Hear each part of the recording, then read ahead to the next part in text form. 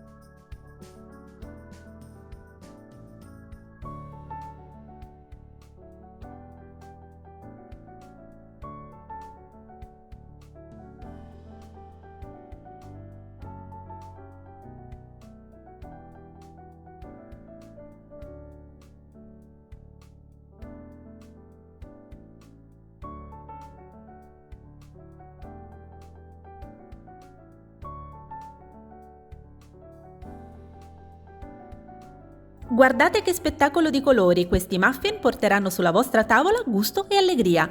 Ora vi mostro la consistenza, sono soffici e super saporiti.